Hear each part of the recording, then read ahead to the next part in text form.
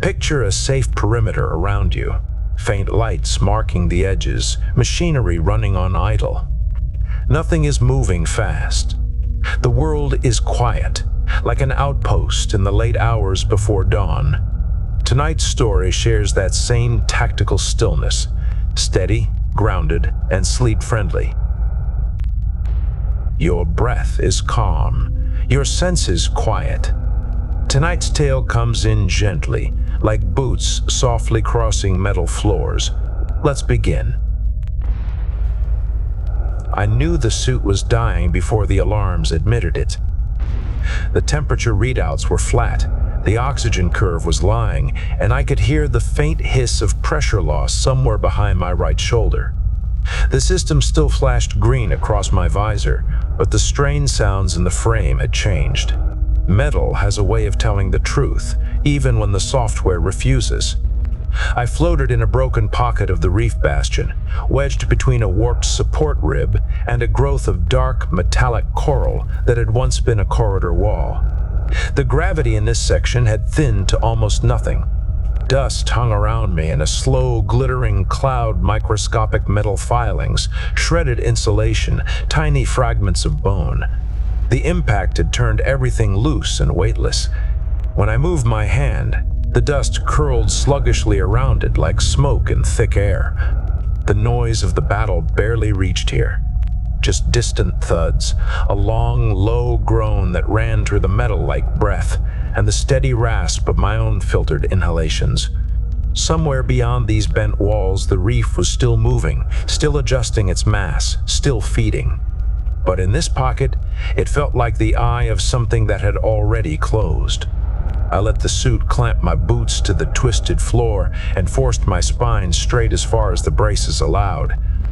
Pain flared along my left leg, up through the hip and under the ribs. The exoskeleton had taken the worst of the structural shift, but the torque had still pushed bone against metal. The med systems called it a non-critical compression event. My body translated it into a constant, dull burn that pulsed with my heart. The singularity core sat heavy against my back. Dense, absolute weight, even in near-zero gravity. The pack harness dug into my shoulders with every small motion. I could feel its internal temperature through the suit's thermal layer, a slow, unnatural heat that never changed, never cooled. It did not care about the environment. It only cared about being delivered to the right place and about my heart still beating. That was the chain that bound us together. I focused on my breath until it fell into the same pattern as the suit's minor vibrations. In, out, chest strain, rib ache, small static noises in the headset. The mission data floated at the edge of my visor. Waypoints that no longer matched reality, squad markers with status glyphs frozen in their last moments, a countdown clock that had stopped updating when the internal time sync failed. Everything external had become unreliable. What remained was simple: me, the suit, the core, and the memory of where I was supposed to go. The reef still shifted around me. I could feel it in the soles of my boots as faint tremors, in the soft movement of the dust, in the low moans running through the structure. It was alive in the way a storm is alive. No mind to negotiate with, no face to hate, only a direction of growth and a hunger for heat and metal and flesh. People used words like enemy and threat vector in briefing rooms. Out here, inside the thing, those words were too clean. I unlocked the mag clamps, pushed off the rib, and let myself drift down the tilted corridor, one slow shove at a time. Each motion sent pain through the leg, but the exosuit's actuators caught the worst of it. I watched the dust swirl past my visor, catching light from the suit's chest lamps in dull, floating halos. I thought of water, not in a poetic way, just as a texture. The way water on the platform used to move when the wind picked up slow, heavy swells shifting the surface, rolling rust flakes and dead fish together, everything circling the drains. That was before conscription. Before they stamped my name into a different uniform and told me the ocean I knew was just a puddle next to what waited in orbit. On the platform, I had welded broken pipe and pried loose sea growth from hull plates. Here, I did the same thing on a different scale. Remove growth, restore flow. The environment was just colder, and the stakes were measured in dead moons instead of flooded decks. The suit's local mapping system still tried to project a path ahead, lines and waypoints superimposed over the drifting dust and twisted supports. Most of it was wrong now. The reef had grown since the initial scans. Corridors sealed, chambers shifted, new masses of metallic coral extruded into old spaces. Still, the last vector to the growth heart lay generally forward and down. Deeper into heat and pressure, that part of the mission remained the same. I took another step. The floor under my boots was no longer smooth metal. It was a textured surface of interlocking hexagonal plates, each one slightly out of line with the next. They flexed as I moved. Not much, but enough that I could feel it. The reef adjusting mass in response to the weight of a single armored human. It felt like walking on an animal's ribs. The first time I stepped aboard a structure like this, I had vomited into the suit. The system scrubbed it out and kept me alive. The embarrassment burned longer than the acid. After a few more missions, the nausea faded. The body accepts anything if it survives it often enough. I had not expected to survive this one. None of us had. The memory of the drop came back in slow pieces. The way the shell had sounded when it cut through the upper layers of the reef's outer crust. The flare of friction, then the sudden silence when the internal clamps fired and the shell locked against something unyielding. The brief, hard jolt that drove the harness into my chest and hips. Then, the dull thud of explosive bolts and the sensation of the shell's walls falling away. The reef had not liked our arrival. The impact alone had triggered a muscular response through the structure. We saw it on the suit feeds, sections of the internal map recoloring as mass shifted, pathways narrowing or sealing. The thing flexed like a wounded limb. We were trained for that. Breach units are expendable, but not entirely stupid. We had alternate routes, contingency corridors, failover rendezvous points. We had practiced moving through collapsing environments and simulators that tried to replicate places like this. Simulators are always cleaner. They never simulate the smell. Even through full filtration, I remembered it. A dry metallic tang, like burned wiring and old blood, mixed with something faintly organic. Not rot, not exactly. More like the back of the throat after biting the inside of your cheek and swallowing. It had been there from the first breach. The smell of something that had eaten too much metal. We moved as a unit then. Markers overlapping, spacing tight but not suicidal, weapons held in that practiced, low-ready posture the instructors burned into our reflexes. No talking. We had no need for it. Status pings, aiming arcs, movement vectors, all of it flowed through the squad net. For a time, the reef's interior matched the mapping. The corridors were tight but navigable, a mixture of human industrial geometry and invasive coral growths. Old maintenance rails ran along the ceilings, half swallowed by metallic branches. Floor panels buckled under the weight of fused structures. Then the first wall moved. It was not dramatic. No sudden eruption, no shower of sparks, just a slow, smooth extrusion of mass from a side corridor, like a muscle flexing under skin. The passage behind us narrowed, then sealed completely. A status glyph blinked over one of the squad markers. Position lost, signal scattered. We pushed forward. There was nowhere else to go. The reef's first drones appeared a little later. They came out of the ceiling, dropping from a web of coral filaments that had once been cable runs. Small, angular things, covered in a dull, non-reflective sheen. Too many edges to track at once. They moved with insect efficiency, no wasted motion, closing the distance fast enough that targeting reticles barely had time to lock. We cut them down in short, controlled bursts. Coil rounds punctured housings and sent fragments spinning into the air. The drones did not scream. They just broke, then fell, then lay still until the reef reabsorbed them. They left their mark, though. shredded plating on one suit, a ragged tear in another's shoulder. One trooper's faceplate cracked, a thin spiderweb of stress radiating from the point of impact. The suit sealed it with an emergency resin layer, white lines spreading like frost across the glass. We logged the damage and moved on. Comms degraded with each level we descended. Static rose like a slow tide. Squad markers flickered in and out. The mission clock stuttered. At some point, the channel to command dissolved entirely into noise. No recall, no updated orders, no status queries. Just the fading echo of a voice that had once sounded confident. We kept going because forward was still the only vector that mattered. I did not know when the first friendly would die. Not exactly.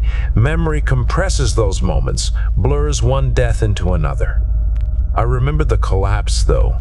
We were crossing a wide support chamber when the reef decided to adjust something in its structure. The floor dropped a fractional meter, then buckled. A wave of movement ran through the coraled beams above, and the entire chamber twisted. The trooper on point went down with the floor. The support beneath him cracked open like a thin shell, revealing a cavity full of extruded metallic spines. He disappeared in a shower of dust and shards. For a heartbeat, his marker blinked green in the void beneath us. Then it went dark. We did not stop. We could not. The chamber was still distorting, plates tipping, beams groaning. We crossed on shifting planes, boots scraping, mag clamps straining to keep purchase. The reef tried to fold the space in on itself. It nearly succeeded. One of the rear suits took a glancing impact from a falling beam. The strike crushed the right side of the exoskeleton and pinned the trooper to the deck. He did not scream. At least, I did not hear it. The squad net was already broken into fragments by then. We left him there. Not because we wanted to, because the reef kept moving, and staying meant being folded in with him. Later, when I checked the suit logs, I saw that his vitals had stayed active for another 11 minutes. After that, they flatlined. The core on my back registered the drop-in total squad life signs, one step closer to its true arming state. I did not learn about that linkage until even later. We fought more drones in the narrowing corridors, larger forms this time. Things that unfolded from the walls themselves, long-limbed and jointed, with cutting surfaces where hands might have been. They slid along the edges of vision, using the reef's irregular geometry to mask their approach. At close range, coil weapons became clumsy. The recoil pushed us off balance in low-gravity pockets. Shots ricocheted off angled surfaces or sank into non-critical masses of coral. The drones adapted quickly, altering surface composition to diffuse impact. We adjusted. Shorter bursts, more single rounds, more reliance on the cutting tools and demolition charges. One drone got too close. It wrapped an arm around a trooper's chest and compressed. The exosuit held for a second, maybe two, before something gave. My HUD captured the pressure curve spike, the noise of metal failing, the brief explosion of internal atmosphere. Then, nothing. The reef reabsorbed the wreckage with slow, patient extrusions of filaments. The trooper's marker went blank, then disappeared from the system entirely, as if he had never been there. The core ticked another life sign down. By the time the misfire happened, half the squad was gone. We were in a vertical shaft climbing along coraled rungs and welded brackets. The shaft had once been a cargo lift, wide enough to move heavy equipment. Now it was a narrow throat, lined with metallic growths that scraped against our armor. The air was thick with dust. Gravity fluctuated in short, vicious pulses, slamming us against the walls or leaving us briefly weightless. One trooper lost his grip during a zero-G trough. He drifted off the rung and kicked out, trying to catch another. A gravity spike hit at the wrong time. He dropped like a stone, slamming into a cluster of coral outcrops. I saw the suit telemetry flash an overload warning, then fragment. The trooper above him panicked. He triggered a demolition charge meant for blocking passages, not clearing them. The explosion turned the lower half of the shaft into shrapnel and shockwave. The reef absorbed most of it and responded by contracting the shaft. The blast caught 3 suits in full. Mine took a peripheral hit. The shock punched through the frame, slamming my chest into the harness and my head into the padded backrest. For a few seconds, my vision went white around the edges. When it cleared, the shaft had changed shape.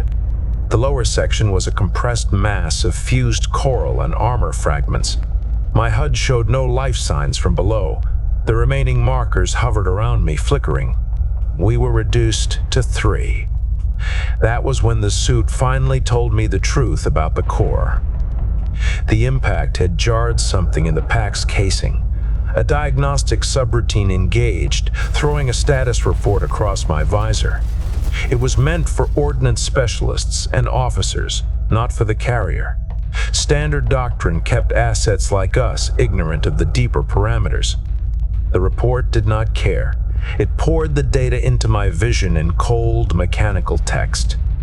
Arming sequence, contingent on carrier heart rate decreased to 0, and squad life sign count null. Detonation window, automatically triggered upon satisfaction of conditions. Override channels, command locked, no local abort. It took me 3 slow breaths to read and understand it. The suit's pain filters dulled everything except the essential meaning. They had not planned an extraction. They had not even planned to retrieve the device. We were the arming mechanism.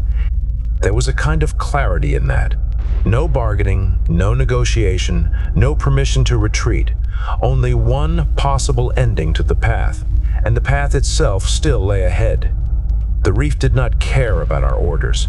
It only cared about our heat and mass. Both were still moving downwards towards its growth heart. That was enough to keep it interested. The last 2 troopers fell in different ways. One disappeared into a lateral growth that looked like a wall until it moved. Filaments shot out, wrapped around his legs and arms, and pulled him sideways into the structure. The exosuit's cutting tools sparked, then vanished along with the status marker. The coral closed over him like a wound sealing. The other was taken apart by what passed for the reef's internal immune response. A cloud of microscopic shards, barely visible in the suit lamps, descended on him in a low-gravity chamber. They adhered to armor joints and seam lines, then began to vibrate. The suit registered a rising temperature spike and microfractures along all major components. He tried to move. Each motion widened the cracks. The shards shook harder, cutting deeper. In less than a minute, his suit went from functional to a leaking shell. All the while, the reef's internal masses reshaped around us, narrowing the chamber, bringing walls closer. I did not help him. There was nothing I could do with the tools I had. I watched his vitals climb, then crash. The core acknowledged another life lost and updated the arming conditions. Then it was just me, alone in a structure that wanted to make a meal of my armor and the device on my back. The route to the growth heart had never been straightforward.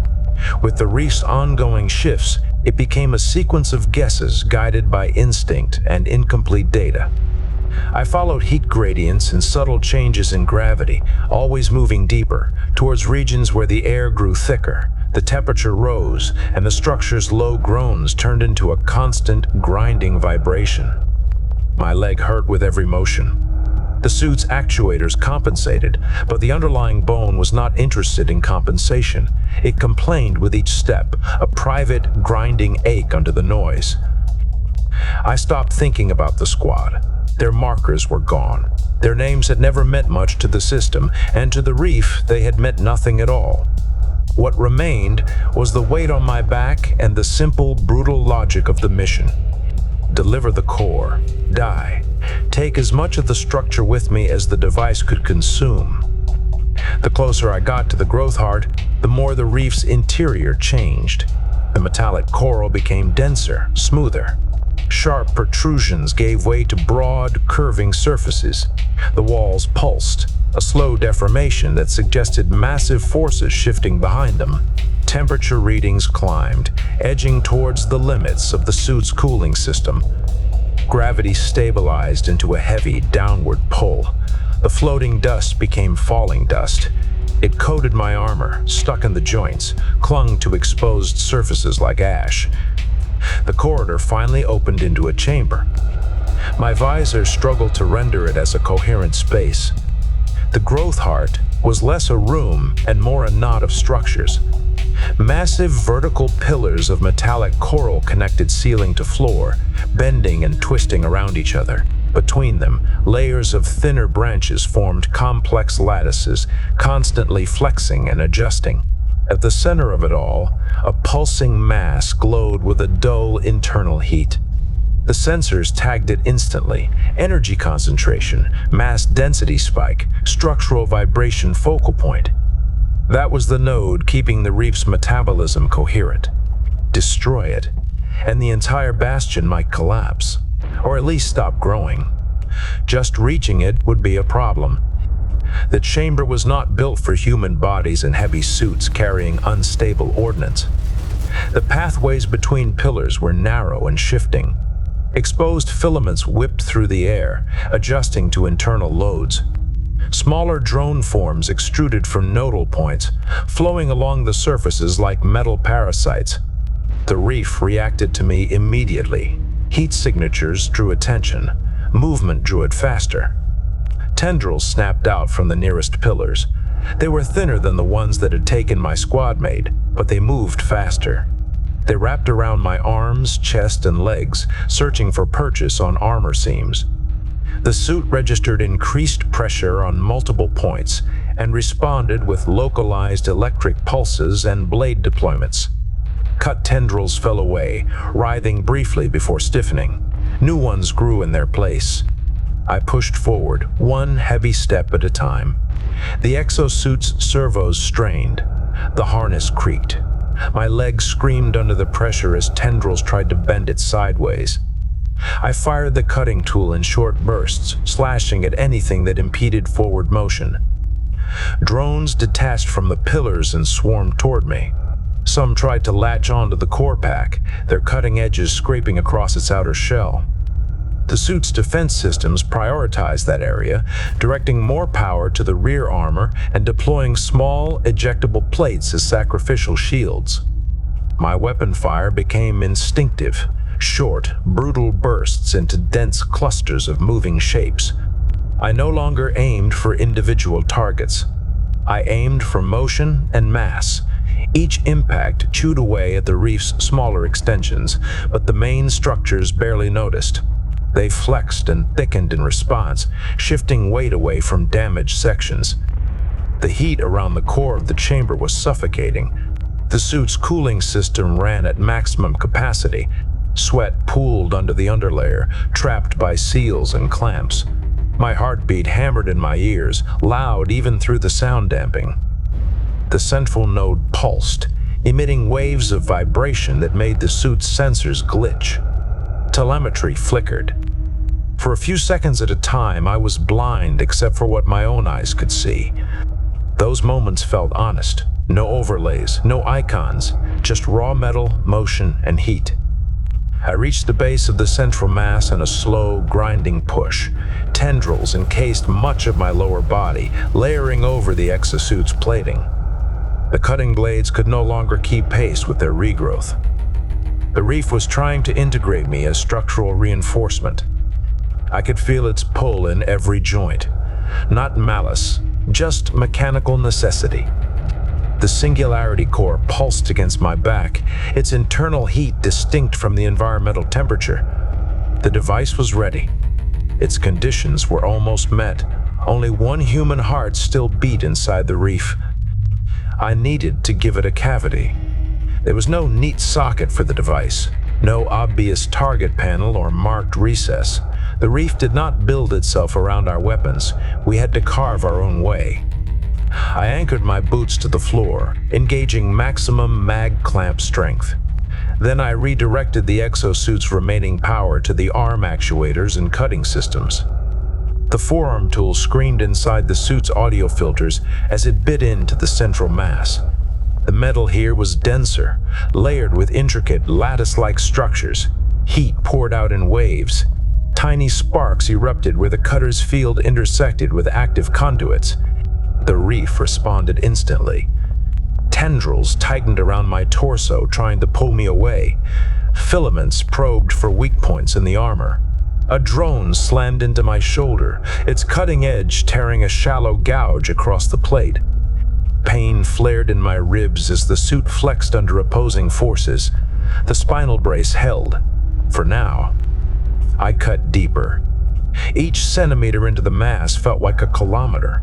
The cutter's power output dropped into the red, then climbed again as the system rerouted from secondary systems. Warnings lit the periphery of my vision. Thermal overloads, structural stress, internal microfractures. A cavity formed, small at first, then widening as I swept the cutter in slow arcs. Hot air, or something like it, washed over my arms.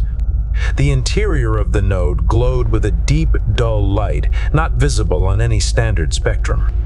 The suit's sensors classified it as unresolved emission. It did not matter. All that mattered was volume. When the cavity was large enough for the core, I shut down the cutter and tried to move my arms to the pack harness. The tendrils had other plans. They had wrapped tightly around my shoulders and upper arms, restricting motion. My attempts to reach back felt like pushing against thick, unyielding rubber.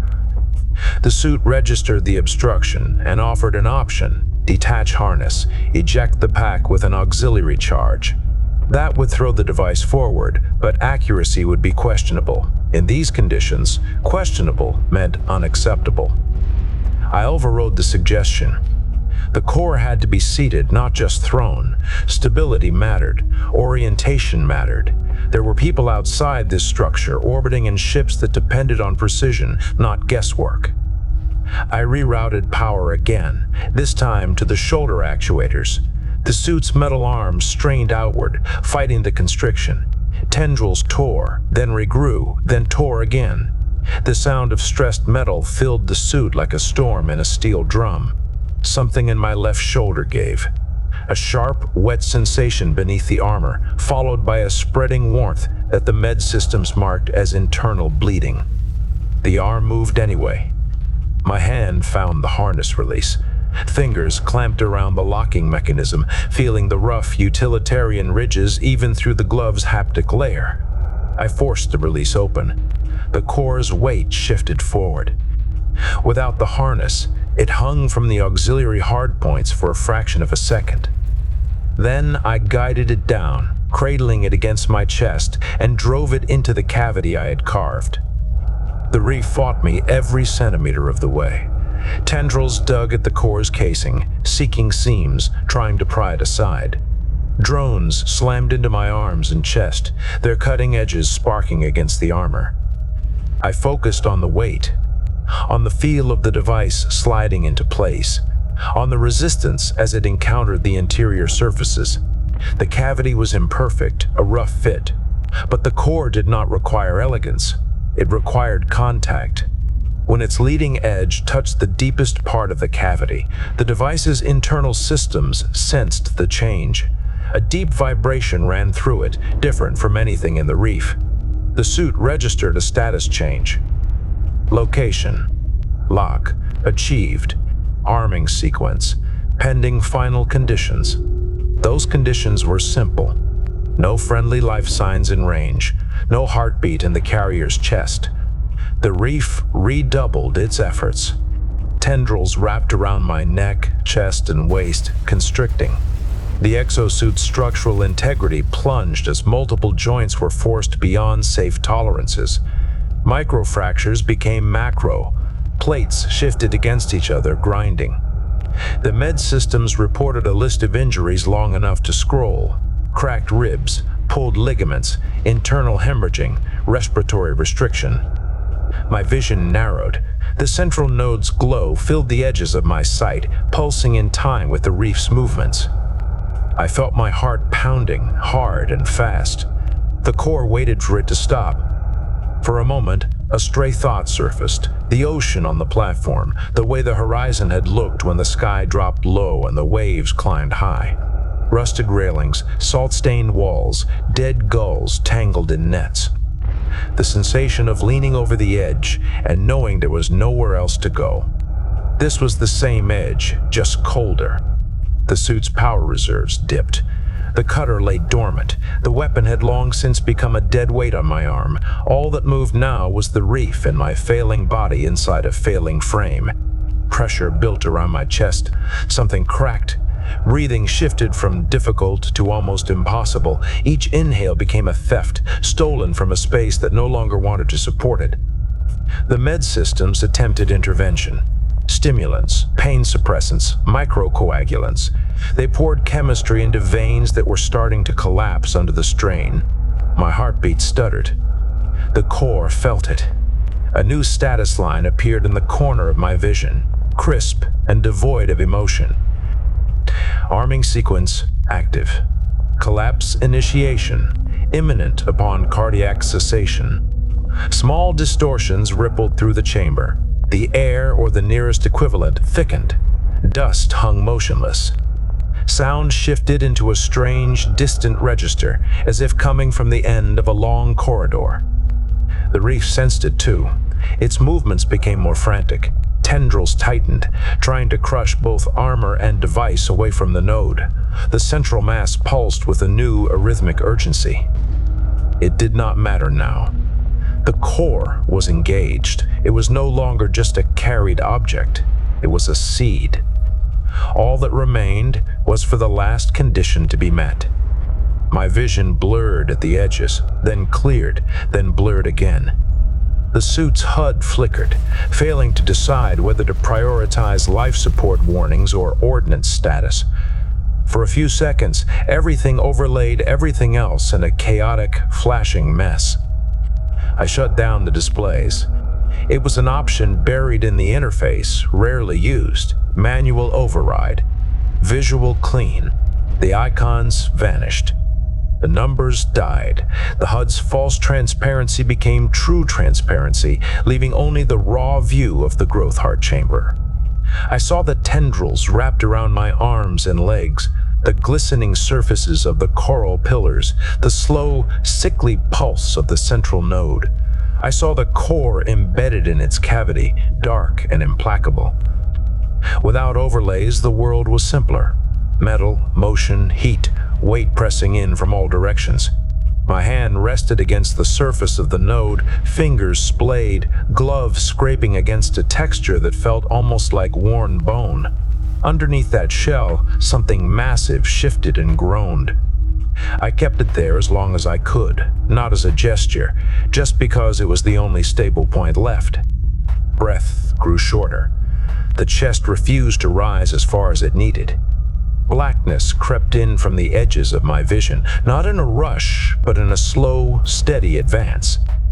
The last thing I truly felt was my heartbeat skipping a beat, then two, then trying to race to catch up.